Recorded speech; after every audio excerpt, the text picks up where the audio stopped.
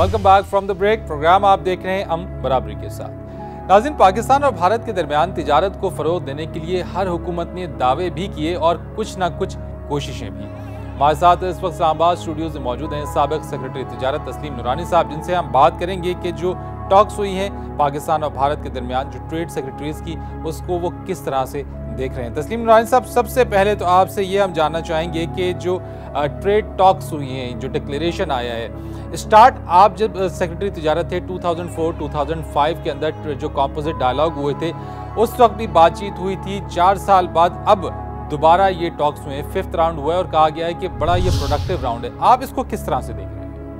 देखिए, मैं समझता हूँ कि ये दोनों ने बड़ा कॉशियसली जो है ये नेगोशिएशन की है या बातचीत की है, क्योंकि इसमें जाहिर है कि जो ब्रेक थ्रू एक उम्मीद हो रही थी इंडियन साइड से कि वो पाकिस्तान MFN स्टेटस का अनाउंस कर देगा। अच्छा तस्लीम साहब, ये कहा जा रहा है कि ये बल्कि कहा जाता है कि पाकिस्तान ने पहले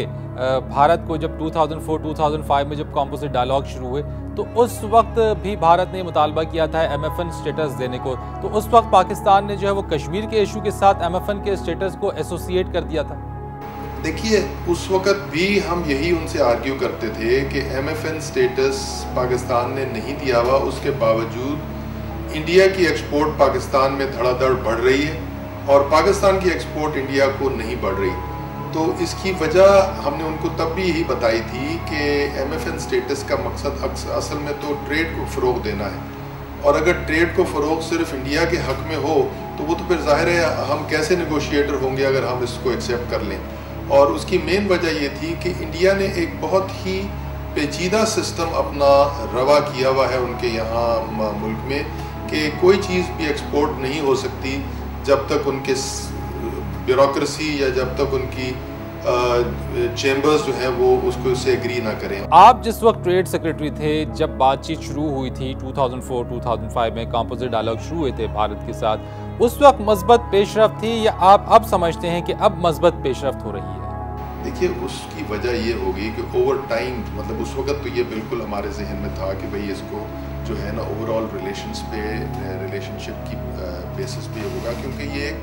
अच्छा खासा सिग्निफिकेंट कंसेशन था। मगर अब सूरत हाल ये हो गई है कि अब 5 साल गुजर गए हैं, हालात कुछ बदल गए हैं। ट्रेड जो है और ट्रेड और कॉमर्स जो है वो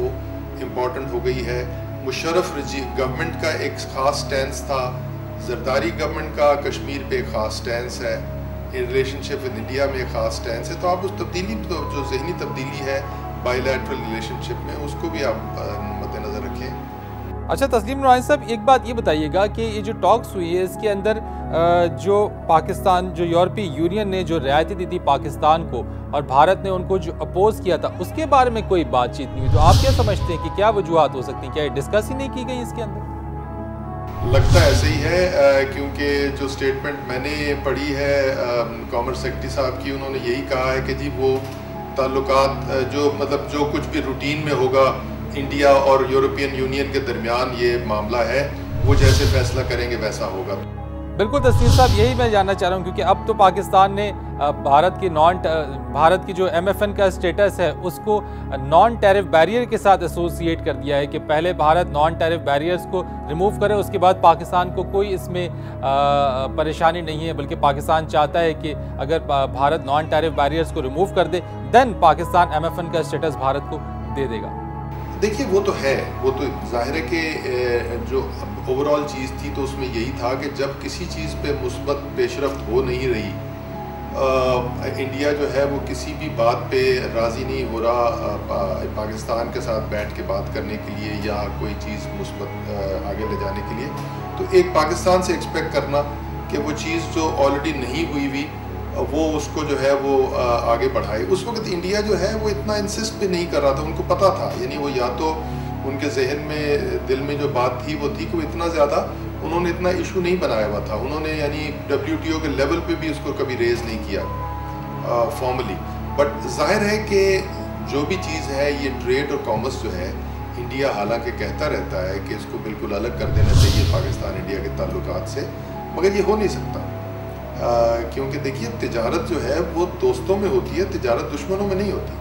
بہت شکریہ تسنیم نورانی صاحب، آپ نے ہم سے بات چیت کی۔ ناظرین، پاکستانی تاجروں اور ماہرین کی توقعات اور خدشات اپنی جگہ، لیکن دو طرفہ تجارت کے بارے میں بھارت کیا سوچتا ہے اور رائے رکھتا ہے، یہ جاننے کے لیے ہمارے ساتھ چینل فلان پر موجود ہیں نئی دلی میں بھارت کے اہم تجارتی اخبار فائنینشل ایکسپریس کے چیف ایڈیٹر ایم کے ونو۔ ایم کے ونو صاحب، بہت شکریہ آپ نے ہمیں جوائن کیا۔ یہ فرمائیے گا سب سے پہلے کہ جو جوائنٹ ڈکلیریشن آیا ہے پاکستان اور انڈیا ٹریڈ سیکرٹریز کی، جو 2 روزہ بات چیت ہوئی، جو بھارتی تاجر ہیں ان کے حلقوں میں، ان کی کمیونٹی میں اس جوائنٹ ڈکلیریشن کو کس طرح سے دیکھا جا رہا ہے؟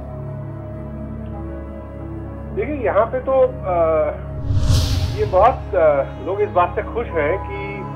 انڈیا اور پاکستان کے بیچ میں جو ٹریڈ سیکرٹریز نے ان پرنسپل یہ بات چیت میں یہ کنکلوژن ہوا کہ یہ ٹریڈ بیریئر جو دو دیشوں کے بیچ میں ہے ان کو ہٹانا چاہیے، کیونکہ میرا یہ ماننا ہے کہ اور لوگوں کا بھی یہاں ماننا ہے کہ چاہے بھارت پاکستان کے بیچ میں اور پولیٹیکل مسئلے جو بھی ہسٹوریکلی رہے ہوں، ان کے ریزالو ہوتے ہوتے یہ جو اکنامک کوآپریشن یہ تو پیرللی چل سکتا ہے۔ میں یہ جاننا چاہتا ہوں کہ اب جو یہ بات چیت ہوئی، ورکنگ گروپز بنا دیے گئے ہیں، انڈیا نے پاکستان کو پیٹرول کے حوالے سے، ڈیزل کے حوالے سے، بجلی کے حوالے سے پیشکش کی، آئی ٹی کے شعبے میں پیشکش کی ہے۔ دونوں کنٹریز کے درمیان جو ورکنگ گروپز بھی اب بنا دیے گئے اس معاملے کے اوپر، آپ کس طرح سے دیکھ رہے ہیں؟ اب ٹریڈ کس طرح سے مزید فیسیلیٹیٹ ہو سکے گا دونوں کنٹریز کے درمیان؟ دیکھیے، یہ ورکنگ گروپ تو ایک بہت ہی پازیٹیو سٹیپ ہے، مگر اس کے چلتے یہ ضرور آگے جا کے یہ طے کرنا پڑے گا دونوں دیشوں کو، موسٹ فیورڈ نیشن جو ٹریٹمنٹ ہے اس کا اناؤنسمنٹ بہت ضروری ہے۔ حالانکہ دونوں پاکستان نے بھی کہا ہے کہ پاکستان کا انٹینشن ہے کہ آگے جا کے موسٹ فیورڈ نیشن انڈیا کو دے گا۔ نہیں، وہ یقیناً ایم ایف این کے جو سٹیٹس ہے وہ یقیناً پاکستان کی جانب سے تو کہا گیا کہ ویری سون، بٹ وہ پھر وہی بات ہے کہ جو پاکستانی ٹریڈرز ہیں ان کو انڈیا میں جو نان ٹیرف بیریئرز ہیں ان کے ساتھ ان کے لیے مشکلات کا سامنا کرنا پڑتا ہے، تو بھارت اگر اس میں ختم کر دے تو یقیناً پاکستان بھارت کو ایم ایف این کا سٹیٹس دے دے گا۔ نہیں، بالکل، میرے خیال میں یہ جو ورکنگ گروپ جو ہیں یہ کنٹینیوس ورکنگ گروپ ان کو آپریٹ کرنا چاہیے آن اے کنٹینیوس بیسس، اور یہ نان ٹیرف بیریئرز وہ ساری ایشو ہے یہ ورکنگ گروپس کے تھرو ریزالو کی جا سکتی ہیں۔ بالکل ونو صاحب، یہی تو بات ہے کہ جب دوستی کی بات ہوتی ہے، جب امن کی بات ہوتی ہے، جب معاملات ہوتے ہیں، پھر برابری کے ساتھ ہوتا ہے، اور پھر اس میں جب ماحول اچھا ہوتا ہے تو یقیناً اس طرح کے سٹیپس دونوں کنٹریز کی طرف سے لیے جاتے ہیں۔ ہاں صاحب، اس میں اوورآل میرا یہ ماننا ہے کہ دونوں طرف کے جو بڑے جو مڈل کلاس ہیں، جن کے پاس کنزیومنگ کلاس ہے، وہ ان کا ایک دوسرے کے دیشوں میں سٹیک بڑھنا چاہیے۔ وہ they should invest in each other